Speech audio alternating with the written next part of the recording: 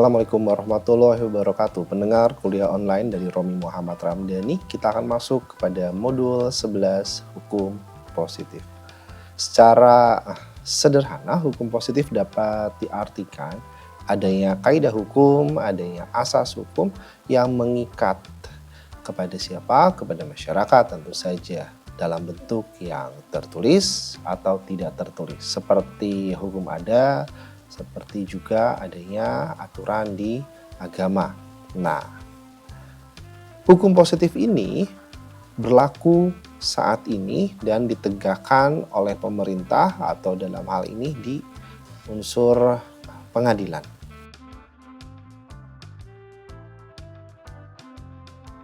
Ada istilah terhadap hukum positif yaitu ius constitutum yang menjadi berbeda istilahnya tentu saja terhadap hukum yang dicita-citakan atau ius constituendum. Nah, ingat bahwa hukum positif ini, ius constitutum ini tentu saja sifatnya memaksa karena sebagaimana saya sebutkan sebelumnya ada penegakannya oleh pemerintah atau dalam hal ini adanya pengadilan, adanya unsur-unsur penegakan hukum dari pengadilan.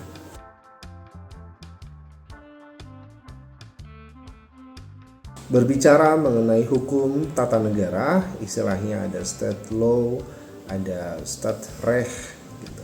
Nah, terlepas dari istilahnya sesuai dengan sudut pandang bahasa, secara konsep hukum tata negara ini berbicara mengenai lembaga kenegaraan. Lembaga kenegaraan titik fokus hukum tata negaranya. Nah, lembaga negara ini memiliki wewenang, apakah itu membuat aturan atau membuat keputusan. Keputusan inikah? Ya, keputusan inilah yang biasa nanti dalam hukum administrasi negara disebut psiking. Tapi pada fokus hukum tata negara mengenai badan kenegaraannya.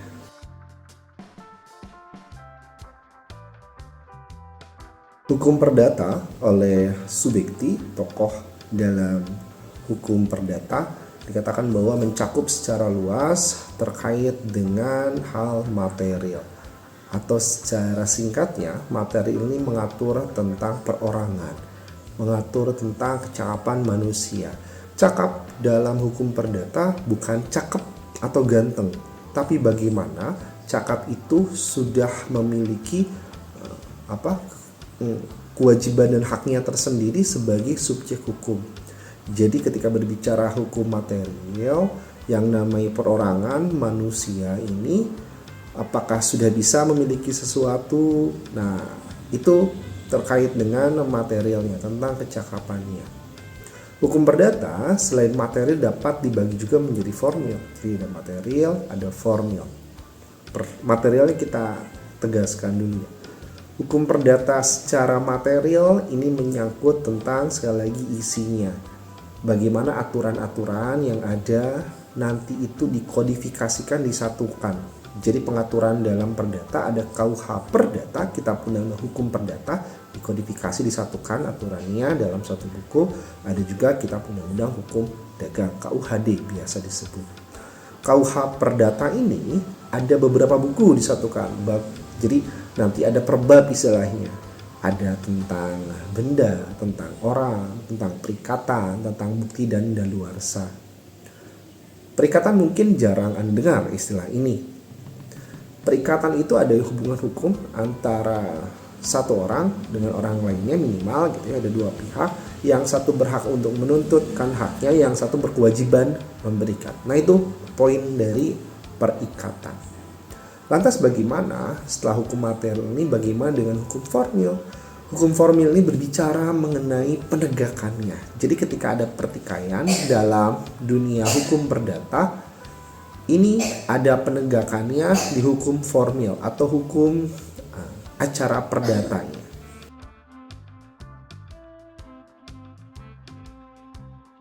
Hukum administrasi negara istilahnya banyak. Salah satunya saja disebut juga hukum tata usaha negara. Oke. Jadi hukum administrasi negara HAN bisa diistilahkan, di istilahnya lain, ada juga hukum tata usaha negara. Istilahnya banyak tentu saja.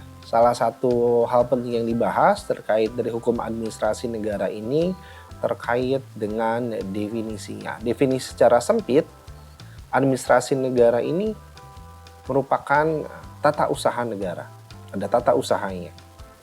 Lalu, kalau secara luas, apabila secara luas, administrasi negara bisa dikatakan sebagai proses, ada kegiatan proses masyarakat. Administrasi negara dapat diartikan adanya salah satu jenis kegiatan dari orang, bisa juga dengan sekelompok orang yang bersama-sama mengadakan sebuah aktivitas atau kegiatan. Berbicara mengenai hukum administrasi negara ini berbicara juga mengenai wewenang dari pejabatnya, tentu saja. Jadi pejabat itu mendapatkan wewenang secara atributif, delegasi, dan mandat. Ya, jadi ada 3 cara mendapatkan wewenangnya. Oke, secara atribusi, mandat, dan delegasi. Cakupan hukum administrasi negara bagaimana? Tentu saja berbicara mengenai perbuatan pemerintah, cakupannya, berbicara mengenai wewenangnya, seperti yang saya sebut, dari mana, caranya bagaimana, mendapatkan atau menggunakannya, bagaimana untuk penerapannya. Jadi poinnya adalah melacak dari mana cakupan asal power atau wewenang ini. Berbicara cakupannya lagi terkait dengan instrumen pemerintah. Instrumen pemerintah ini nanti ada dasarnya untuk bisa dibuat oleh siapanya dan juga cakupannya mengenai akibat hukumnya. Bagaimana penegakannya, akibat hukum terhadap yang membuat ataupun yang disebut dalam instrumen hukum tersebut.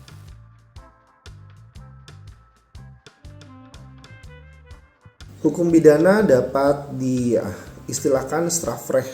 Jadi awalnya dari bahasa Belanda. Pengertian hukum pidana ini mulai diterapkan ketika masa pendudukan Jepang. Jadi Jepang berusaha menerjemahkan strafrecht ini apa, kemudian terjemahkan menjadi hukum pidana. Dan mulai itu berlaku di Indonesia. Seperti tahu ya, sejarah penjajahan di Indonesia.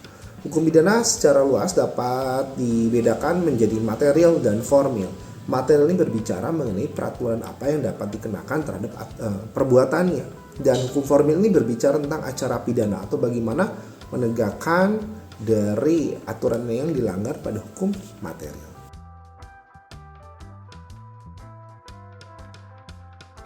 Hukum acara pada intinya adalah konsep bagaimana cara untuk menegakkan hukum materialnya.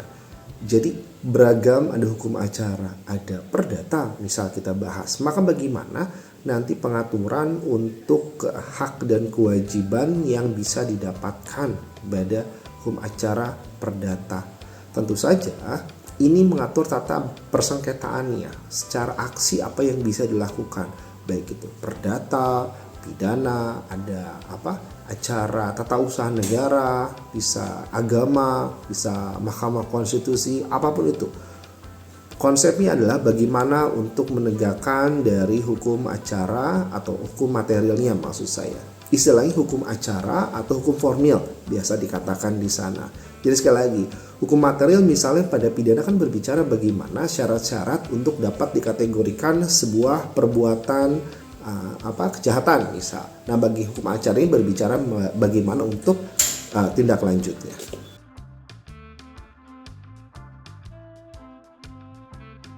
Ini merupakan modul ke-12, modul terakhir pada mata kuliah pengantar ilmu hukum.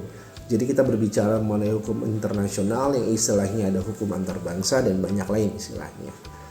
Hukum internasional ini awalnya adanya piagam di San Francisco tahun 1945 yang secara definisi nanti hukum internasional dapat diartikan bagaimana persoalan yang ada di lintas negara atau di luar dari negara. Persoalannya bisa negara dengan antar negara atau negara dengan yang bukan negara. Ini terkait dengan subjek dari hukum internasionalnya. Ada subjek ini bisa negara seperti yang disebut tentu saja secara umumnya. Ada organisasi internasional, ada Palang Merah Internasional, ada negara Vatikan, adanya pemberontakan atau orang-orang ingin membebaskan dari negaranya, bisa jadi individu dan juga bisa jadi perusahaan internasional. Nah, Secara kriteria, tadi 27 ya disebut ya. Yang namanya negara ini dapat dikategorikan sebuah negara apabila ada wilayahnya, ada penduduknya, ada pemerintahannya, dan bisa berhubungan dengan negara lain atau diakui sama negara lainnya. Nanti secara kekuatan dari hukum internasional bisa didasarkan dari perjanjian internasional, kebiasaan internasional. Jadi ada putusan pengadilan juga internasional, itu bisa menjadi dasar untuk adanya hukum internasional.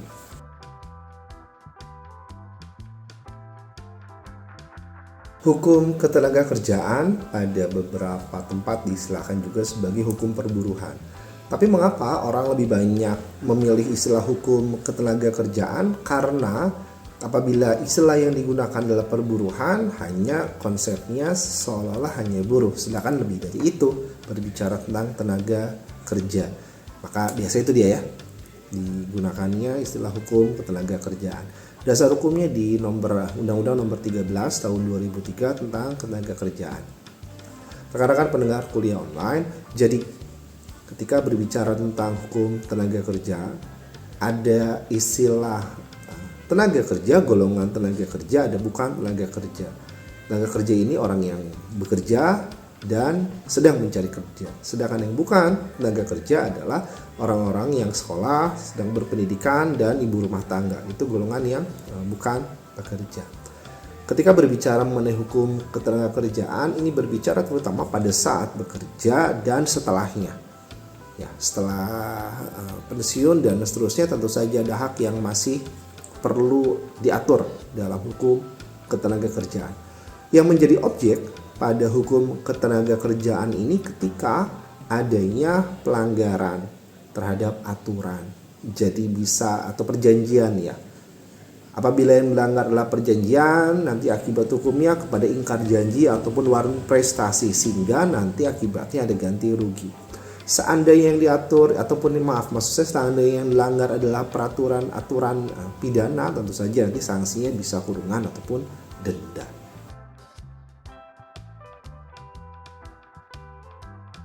Hukum bisnis istilahnya dalam bahasa Belanda bestuurrecht, secara bahasa Inggris ya business law.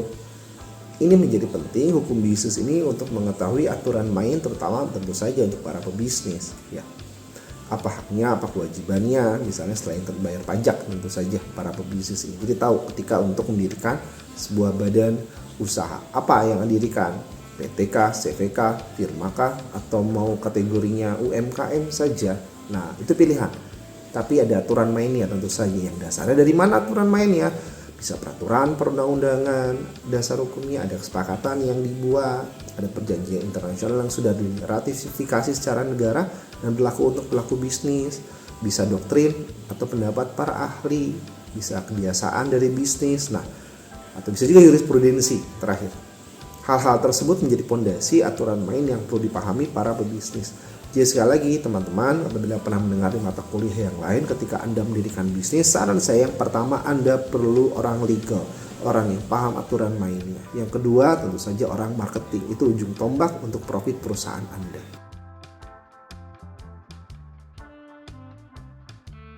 Hukum agraria atau agraria dalam bahasa Latin dikatakan sebagai tanah. Jadi bila dari definisi Kamus Besar Bahasa Indonesia terkait tanah pertanian, bisa terkait dengan tanah. Nah, aturan atau dasar hukumnya ada di Undang-Undang Nomor 5 Tahun 1960. Dikatakan di sana ada definisinya bahwa agraria itu mencakup tentang bumi, air, ruang angkasa, dan apa yang ada di dalamnya, di dalam bumi tersebut ataupun yang di bawah di ruang angkasanya. Pada bahasan hukum agraria ada istilah tanah ulayat.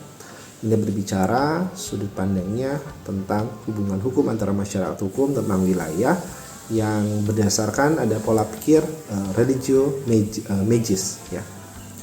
Ini ada kearifan lokal yang perlu dihargai. Makanya istilah tersebut tanah ulayat. Hukum kearsipan diatur pada Undang-Undang Nomor 43 Tahun 2009 tentang arsip. Nah, maksudnya adalah ketika arsip ini adalah memori atau adanya dokumentasi dalam berbagai bentuk terhadap sebuah peristiwa. Pelanggaran-pelanggaran ini misal dalam hal apa? Nanti dalam pengaturan di undang-undangnya ada pembocoran rahasia negara atau harus memusnahkan sebuah arsip tapi tidak dimusnahkan. Sanksinya ya beragam, nanti sesuai dengan pengaturan yang misal saja kalau sanksi administrasi tadi pencopotan dari jabatannya. Hukum pajak diatur pada Undang-Undang Nomor 28 Tahun 2007. Nanti di sana ada definisi-definisi yang perlu dipahami, misalnya terkait wajib pajak, siapa saja itu, apakah orang Indonesia yang ada di Indonesia ataupun juga luar negeri. Lalu ada istilah retribusi, bagaimana pungutan terhadap dari wajib pajaknya.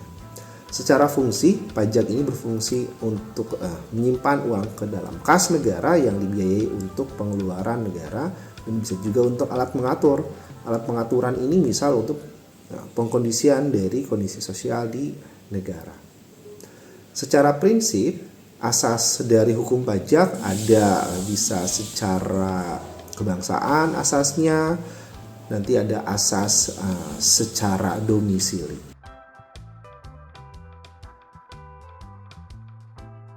Berbicara mengenai hukum telekomunikasi, ini diatur pada Undang-Undang ITE nomor 11 tahun 2008. Jadi ini mulai ada masuk atau berfungsi ketika ada pengguna ini online.